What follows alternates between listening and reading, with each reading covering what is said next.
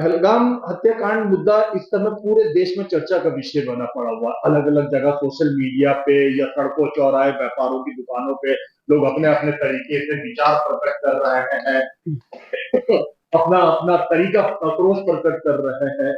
क्या हुआ क्या नहीं होना चाहिए, इसी मुद्दे पे बात करने के लिए हम मौजूद है मशहूर समाज सेवी मेहदी हसन मंसूरी के पास। मैं मेहदी जी के बारे में तो एक बात बता दूं, जिस वजह से मैं यहाँ मौजूद हूँ, तार्किक व्यक्ति है, तर्कपूर्ण बातें करते हैं और बुद्धिजीवी व्यक्ति है। इधर उधर की लाग लपेट के बजाय या किसी एक चीज का फेवर लेने के बजाय जो सही है उसी की बात करते हैं। सही और गलत की बात करने के लिए ही हम मौजूद है।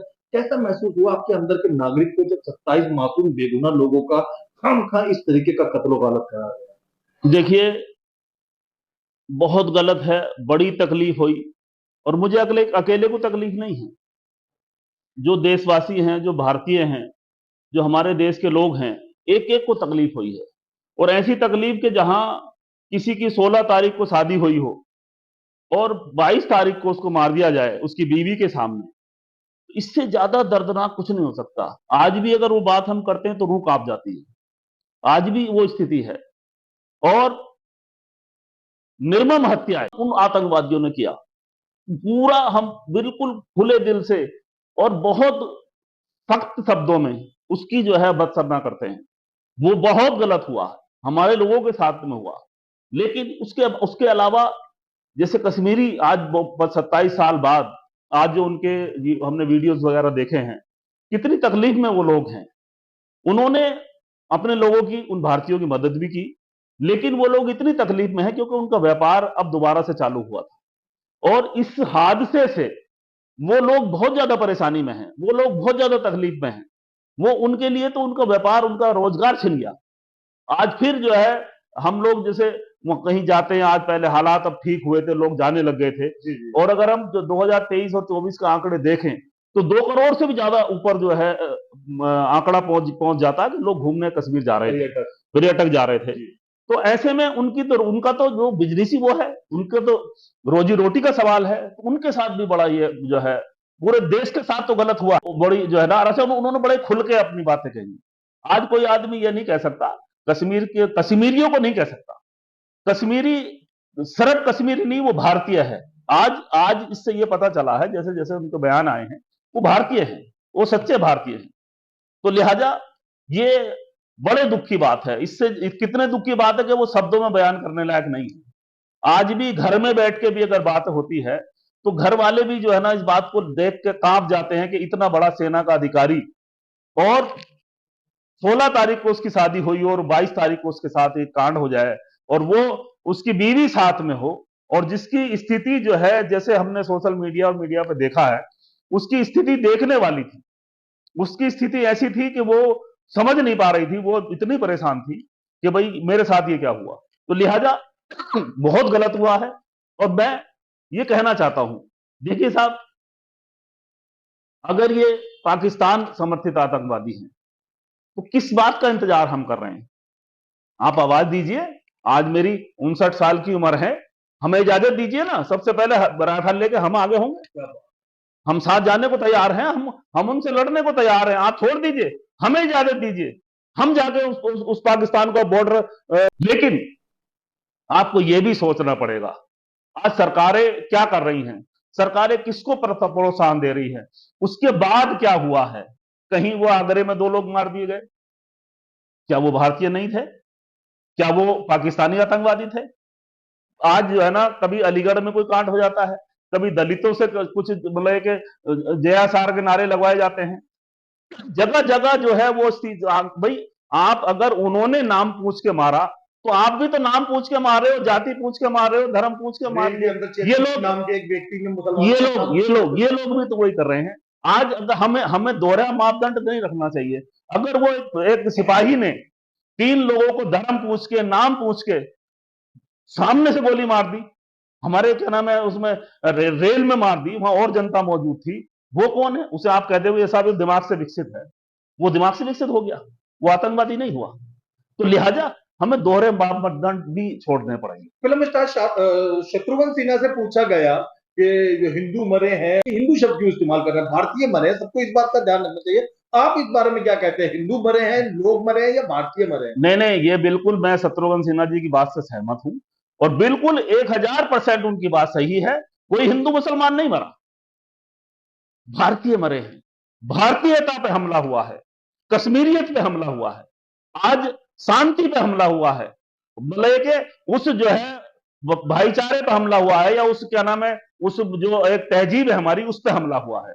और ये हमला ऐसे टाइम पे है कि वो तो भाई, अगर वहां को देख के अगर यहां हम उसका एक्शन का रिएक्शन देने लग जाए तो उनमें और हम में क्या फर्क होगा? फिर हम भी उसी खाने में हैं। तो लिहाजा ये क्या नाम है, भारतीयता पे जालिम हमला का सुलूक देख के जालिम नहीं बना जाता है। नहीं बना जाता। जालिम का सलूक देख के जालिम नहीं बना। हाँ, जालिम बनी है। जैसे मैंने कहा, मेरी 59 साल की उम्र है, मैं राइफल दीजिए मुझे, मैं बॉर्डर पर जाने को तो लिए तैयार हूं। वो लोग भी ये करें, हमारे साथ चले ना। यहां अपने लोगों से क्या नाम है, वो करने की क्या जरूरत है? वहां चलिए ना। आतंकवादी अगर पाकिस्तानी है तो पाकिस्तान में गोली चलाने को हम तैयार हैं। हमारी कोई रिश्तेदारी नहीं है, हमारा कोई मसला नहीं है। दीजिए ना, हम जाते हैं वहां। जब से ये ट्विटर, फेसबुक, व्हाट्सएप आया है, तब से लोग अपना आक्रोश थोड़ा दूसरे तरीके से प्रकट करने लगे हैं। जब मुंबई में हर ऐसी घटना घटी थी, कांग्रेस की सरकार थी, तो सारी जवाबदेही सरकार, गृह मंत्रालय से पूछी जाती थी। अब देखने में आ रहा है कि लोग गृह मंत्री से, गृह मंत्रालय से, सुरक्षा विभाग से, प्रधानमंत्री से कोई सवाल ही नहीं पूछता। सवाल पूछने के लिए लोग पहलगाम या कश्मीर के आम आदमी के पास होते हैं। इस चीज को आप किस नजरिए से देखते हैं? देखिए, जवाबदेही किसकी तरफ से चाहिए? यही तो फर्क हुआ है। आज पहले जवाबदेही सरकारों से होती थी। पहले जवाबदेही उनसे होती थी जो जिनके पास जिम्मेदारी है, जो सत्ता में बैठे हैं, जिनकी जिम्मेदारी है, उनसे जवाबदेही होती थी। आज जवाबदेही उनसे नहीं हो रही। आज जवाबदेही और किसी से हो रही है। आज जवाबदेही जो है, रक्शे वाले को पकड़ के पीट रहे हैं, उससे उसकी जवाबदेही हो रही है। आज जो है ना, किसी बच्चे को घोड़े तांगे वाले से हो रही है, सब्जी बेचने वाले। क्या मतलब? आप सरकार से जवाब मांगिए ना। मैं तो कहना ये चाहता हूं, मैं कहना ये चाहता हूं कि जहां पे वो जो हादसा हुआ है, जहां पे वो दुर्घटना हुई है, वहां से बॉर्डर बहुत दूर है। मैं पूछना ये चाहता हूं गृह मंत्री जी से, किसकी जिम्मेदारी थी? वो लोग वहां कैसे पहुंचे? वो लोग हथियार लेके वहां तक बॉर्डर से वहां तक कैसे पहुंचे? कम से कम हमें ये तो बताएं। उस जिम्मेदारी को तो तय करें, वो किसकी जिम्मेदारी थी? उनके वहां उस हादसे के बाद, उस दुर्घटना के बाद, वो लोगों ने, हमारे लोगों ने जिनके साथ वो हादसा हुआ, उन्होंने ये बताया कि 1.5 घंटे तक वहां कोई पुलिस या कोई फोर्स या कोई फौजी नहीं था। जहां 2000 पर्यटक मौजूद हैं, जहां बाहर के लोग, एक तो ये है कि मुकामी लोग हैं, उनको सब पता होता है, विदेशी भी थे। विदेशी भी थे। जहां बाहर के पर्यटक मौजूद हैं, वहां सुरक्षा क्यों नहीं है? ये सवाल कौन पूछेगा? और मैं आपको नावेद जी बता दूं, आज मीडिया की स्थिति यह है। एक टाइम वो था कि जब मीडिया को लोग अखबार को गीता और कुरान समझ के पढ़ते थे, मीडिया को जो है सच्चाई देखते थे मीडिया में। लेकिन आज नहीं है। आज सच्चाई खत्म हो गई। सच्चाई मीडिया से हट चुकी है। आज तो हमें मैं सरकार से अपील करना चाहता हूं, ये जवाबदेही तय करनी पड़ेगी। ये जो सोशल मीडिया पे कोई भी डाल देता है, कोई इस पक्ष से डालता है, कोई इससे डालता है, मतलब ही नहीं कर सकते। सच्चाई क्या है ये बात सामने नहीं आ सकती। आप उसका जो है ना, एक मापदंड बनाना पड़ेगा। उसमें एक जिम्मेदारी तय करनी पड़ेगी कि कोई भी कैसे कैसे किसी खबर को डाल सकता है, कोई भी कुछ भी कैसे कह सकता है, कोई कुछ भी कह के, कोई नारे लगवा के जो है अपना वीडियो बनाकर डालता। दुनिया भरे के बाबे हैं, ऐसे ऐसे बाबा के वो एक एक पूरे पूरे धर्म को खत्म करना चाहते हैं। ऐसे भी बाबा वो कहते हैं कि साहब नहीं, हम इस्लाम धर्म को पूरा खत्म कर देंगे। अभी कल एक बयान, एक तो पागल है ही वो जो गाजियाबाद में एक तो पागल है ही है, एक का और कल बयान आया है। अरे भाई, इनको कौन रोकेगा? इनके खिलाफ एफआईआर क्यों नहीं होती?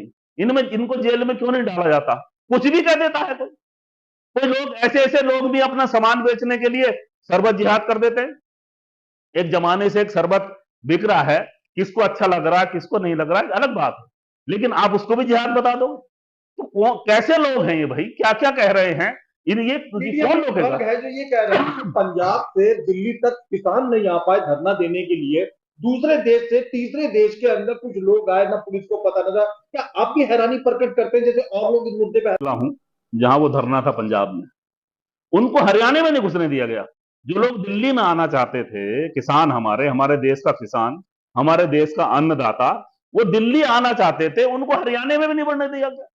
अरे भाई, दिल्ली सबकी है, पूरे देश की राजधानी है। आप पहले भी तो किसान थे, पहले भी तो देश था। किसान यहाँ महेंद्र सिंह टिकैत आते थे, उनसे बैठ के जो है बातचीत होती थी सरकार की, वो अपना वापस चले जाते थे। क्यों भाई, क्यों नहीं आज आप बात करना चाहते? आप कोई भी चीज जब लागू करते हो, जब भी कोई भी चीज पास करते हो, तो कैसे आप उन लोगों से नहीं बात करते? आप किसानों के लिए अगर कोई योजना बना रहे हैं, तो किसानों को बैठा कर पूछिए ना। आप किसी के लिए भी कोई योजना आपकी जो है लोगों की समझ में आती नहीं, किसानों की समझ में, किसानों की योजना नहीं आ रही, और जो है ना जीएसटी जो है व्यापारियों को समझ में नहीं आ रही, नोटबंदी जो है उसके उससे उससे ये साबित नहीं हो रहा कि साहब मतलब कि कहां से वो नकली नोट आ रहा। कोई काम तो ऐसा हो, कुछ तो बताओ। वक्फ बोर्ड जो है मुसलमानों की जमीन छीनना चाहते हो, मुसलमानों से आप नहीं पूछ रहे, आप बताए तो सही। धारा 370 कश्मीर से हटाई गई, उनसे भी पूछना चाहिए। हालांकि मैं ये कहना चाहता हूं कि जिसका जो पहले सरकारें होती थी, जिस तरफ जो जो चीज लागू करते थे, क्या कहते हैं, कोई भी योजना बनाते थे, तो उनसे पहले पूछा जाता था। क्यों भाई, क्यों नहीं पूछते आप लोग?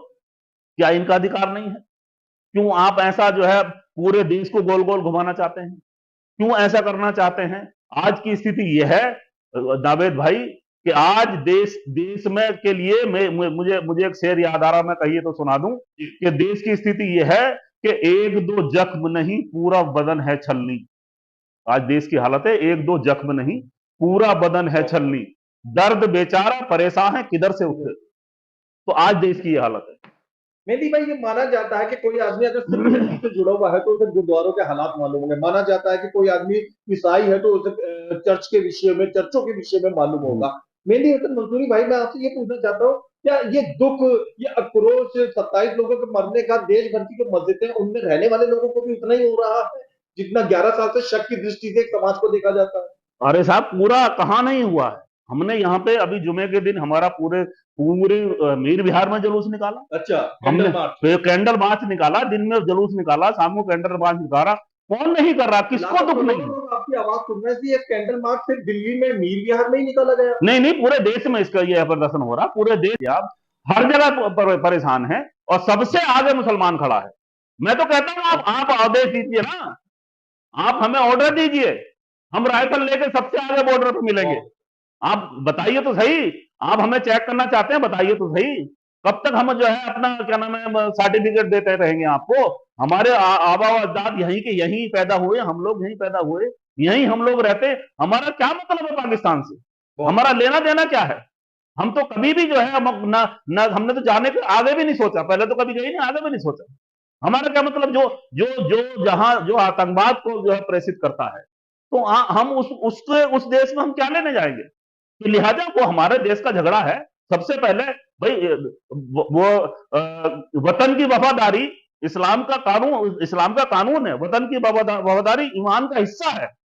अगर हम वतन से वफादारी नहीं करते हैं, हम भारत में रहते हैं, अगर हम भारत से वफादारी नहीं कर सकते हैं, तो हम मुसलमान भी नहीं हैं, ये इस्लाम कहता है। और जो लोग मुसलमान का नाम रख के अगर कोई गलत कर रहा है, तो वो मुसलमान नहीं है। बहुत सारे ऐसे लोग हैं जो नाम अभी कई अभी एक वो पकड़ा गया, पाकिस्तान एजेंसी उनका आतंकवादी था, वो उसका नाम संदीप कुमार निकला। तो वो कुछ भी हो सकता है, आतंकवादी का कोई धर्म नहीं है। यानी आपका कहना है कि कनाडा में अगर किसी सिख ने कोई बुरी हरकत कर दी, अपराध कर दिया, तो दिल्ली का हिंदुस्तान का सारा सिख बुरा नहीं हो सकता? नहीं हो सकता। एक ईसाई ने ट्रक चला दिया अमेरिका में मासूम लोगों के ऊपर, तो हिंदुस्तान के सारे ईसाई खराब नहीं है। कोई धर्म नहीं, कोई धर्म जो है इजाजत नहीं देता आतंकवाद की। कोई धर्म किसी जो है मासूम को मारने की इजाजत नहीं देता, कोई भी धर्म नहीं देता। खाली इस्लाम की बात नहीं मैं कह रहा हूं, कोई धर्म नहीं देता। और हमारा धर्म तो मैं फिर कह रहा हूं, देश से मोहब्बत, देश से वफादारी हमारा ईमान है, ये इस्लाम कहता है। अगर वो हम देश से वफादारी नहीं करें, अभी मौलाना साद ने अभी हम मेवात के जलसे में कहा कि हमारी जिम्मेदारी है, हम भारतीय हैं, हमारा जो है देश से मोहब्बत, देश से वफादारी जरूरी है, और हम वफादार हैं, हम वफादार हैं। आज कोई भी यहाँ कोई अगर कोई घटना होती, कोई पराजित, कोई आतंकवादी है, कोई बात है, देश का मुसलमान नहीं है। देश का मुसलमान कल भी वफादार था, आज भी हमारी जहां जो हमने कल भी खून दिया, हम आगे भी खून देने को तैयार हैं। अंतिम बात की तरफ, जो लोग गुजरे, सच में हमें अफसोस है, देश के एक एक व्यक्ति को अफसोस है, मुझे अफसोस है उस पर, जो गुजर गए, वाकई हमें उन सबके लिए अफसोस है। होना क्या चाहिए? जांच होनी चाहिए, अपराधियों को पकड़ना चाहिए, सूली पे लटकाना चाहिए, होना क्या चाहिए? मैं ये कहता हूं एक दूसरे पे आरोप प्रत्यारोप लगाने से देश नहीं चलेगा। इसकी जांच होनी चाहिए। इसमें जांच में ये पता लगना चाहिए वो लोग कौन थे, वो कहां से आए थे, क्योंकि इससे पहले एक एक एक और वहां पे दुर्घटना हुई थी पुलवामा, उसमें 40 लोग हमारे जवान मारे गए थे। उसकी बिल्कुल साफ सुथरी जांच होनी चाहिए, उसका ये पता लगना चाहिए और उनको सजा ऐसी दी जानी चाहिए कि दुनिया देखे, बहुत बढ़िया। दुनिया में मिसाल पेश हो कि एक आतंकवादी घटना वहां हुई थी, वहां आतंकवादियों के साथ ये किया। मैं तो कहता हूं छोड़ दीजिए पब्लिक के सामने, मैं तो कहता हूं उनको सजा ऐसी दीजिए कि पब्लिक खुद खड़ी हो वहां, उनको पब्लिक के सामने सजा दी जाए, ऐलान कर दिया जाए कि आज आतंकवादियों को वहां सजा दी जानी है, आप लोग आइए, तो हम लोग जाकर देखें, पूरा देशवासी देखे कि हाँ आतंकवादी की ये सजा मतलब अगर फांसी देनी तो सबके सामने दी जाए, बिल्कुल मिसाल काम रखने के लिए देशवासियों से क्या कहेंगे? कुछ लोग मिसगाइड हो जाते हैं छोटी छोटी बातें सुनकर, कुछ लोग जो अशांत हो जाते हैं, क्या कहना चाहेंगे शांति अमन कायम करने? देखिए, बहुत जरूरी है, विविधता का देश है हमारा, यहाँ बहुत जरूरी है भाईचारा बनाए रखना, बहुत जरूरी है शांति बनाए रखना, बहुत जरूरी है प्यार मोहब्बत बनाए रखना, इसके बगैर देश नहीं चल सकता। लिहाजा मेरी अपील है पूरे सारे देशवासियों से कि जो है भाईचारा बनाए रखें, शांति बनाए रखें, आपस में प्यार मोहब्बत बनाए रखें, उसी से देश चलेगा। नहीं तो हम आपस में जो है गलत दिशा में अगर हम सोचेंगे तो देश नहीं चलेगा। हाँ, अगर आपको कोई भी अपना गुस्सा दिखाना है तो सही दिशा में दिखाइए, जैसे कि मैं कह रहा हूं कि मैं वहां राइफल लेके जाने को तैयार हूं, तो आप सही दिशा में, आप अगर कोई आतंकवादी को पकड़ के आप ला के मारे तो हम आपको आपके गले में माला डालेंगे, आपको शाबाशी देंगे, आप वो काम करिए ना। अब झगड़ा हुआ है, यहां आप किसी को पकड़ के मारने लग जाओगे तो वो तो आपका ही है, वो तो भारतीय ही है, क्या क्या वो गुस्सा किस काम का है, वो काम ना करें। लिहाजा भाईचारा बना के रखें, शांति बना के रखें और सब मिलजुल के अपील करें हम, क्योंकि जो कुछ करेगी सरकार करेगी। सरकार से हमारी अपील है कि उनको पकड़ें और एक मिसाल कायम हो, ऐसी सजा दें।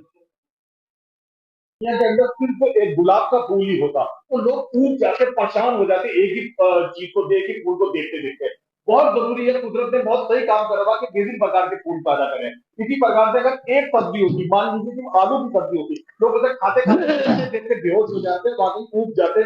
बहुत सारी सब्जियों का होना भी जरूरी, उसी तरीके से बहुत सारी विचारधाराओं का भी होना जरूरी है। आप विभिन्न विचारधाराओं से ओत प्रोत हो रहे हैं इन दिनों इस मसले को लेके, ये भी एक विचारधारा, ये भी एक ख्याल है जो आपको जरूर सुनना चाहिए। तो सोशल वर्कर मेहंदी हसन मंसूरी ने कहा। देखते रहिए, दिखाते रहिए ताजा खबर। धन्यवाद।